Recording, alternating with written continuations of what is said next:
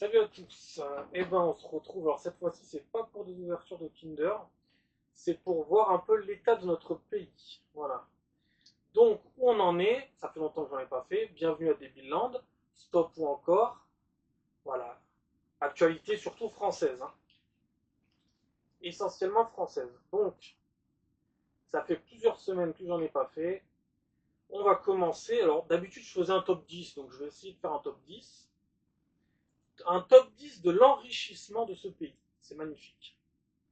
Alors, numéro 1, Montpellier 34. Un trafiquant de drogue sous bracelet électronique, condamné pour des faits similaires, servait ses clients depuis sa fenêtre au rez-de-chaussée. Numéro 2, à Roubaix et Lille dans le 59. Un Afghan condamné après des attaques au tesson de bouteille dans le métro. Ensuite, Vierzon dans le 18. Trois policiers blessés dans un refus d'obtempérer, trois mineurs interpellés. Et là, si je peux faire un tout petit peu d'humour, à Vierzon, je m'inquiète pas parce qu'il y a le bat de Gotham. Voilà. Si je peux faire un petit peu d'humour pour ceux qui connaissent. Saint-Denis 93. Demande de mutation en chaîne chez des policiers municipaux. Ils jettent des mortiers en criant Vive Bali Bakayoko. Ensuite, alors Bali Bakayoko, c'est un maire de la France insoumise qui a été élu pendant les municipales. Voilà, donc on a choisi de mettre énormément de maires de gauche pour un pays ou dans un pays où plus rien ne va en fait. Voilà.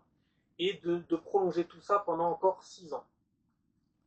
En sachant que le pays est déjà très mal barré, mais continuons pendant 6 ans supplémentaires. À Dijon 21, un barbecue de la communauté mahoraise bascule dans le sang. Un homme poignardé entre la vie et la mort. Numéro 5, pic d'Aneto en Espagne. Alors ça va jusqu'au plus haut sommet des montagnes, hein, tellement. Ramené par hélicoptère au sommet en 2025, la croix du toit des Pyrénées a été volée après avoir été sectionnée à la meuleuse. On parle quand même du pic d'Aneto en Espagne. Même là-haut, t'es plus tranquille.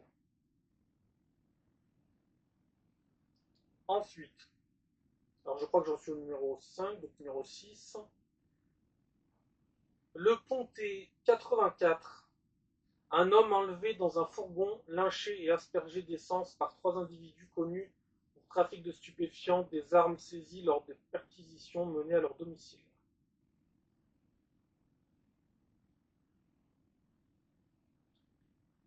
À Reims, numéro 7. À Reims, dans le 51. Trois livreurs afghans blessés au couteau, place d'Erlon.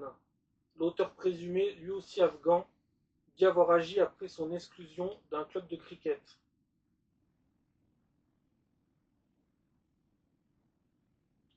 Euh, Numéro 8.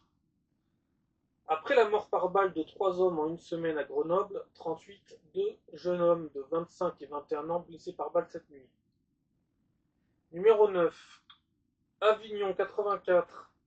Ayoub a 20 ans et son frère Keis a 19 ans, condamnés pour des guet-apens homophobes entre 2022 et 2026. Mohamed K, 20 ans, est lui présenté comme étant l'auteur d'une vidéo filmée le 31 janvier dernier. Numéro 10. Alors, quand je vous disais qu'il mangeait les chats, je ne l'inventais pas, hein, bien évidemment, encore une fois. Un acte atroce qui ne peut et ne doit avoir aucune place dans une société civilisée, si tant est qu'elle le soit encore. À Sazarna, en Italie, un homme originaire du Nigeria interpellé par la police alors qu'il était en train de cuisiner un chat dans un parc. Voilà pour la numéro 10. Continuons, c'est magnifique. Surtout continuons, c'est prodigieux, c'est l'avenir. Ce n'est pas du tout le retour au Moyen-Âge, pas du tout.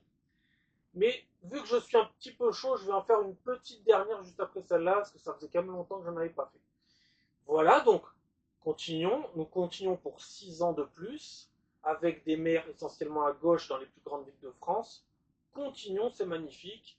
Continuons aussi pour l'Europe, c'est magnifique. C'est la voie du progrès, c'est l'avenir, c'est magnifique. Bref, à la prochaine. Salut.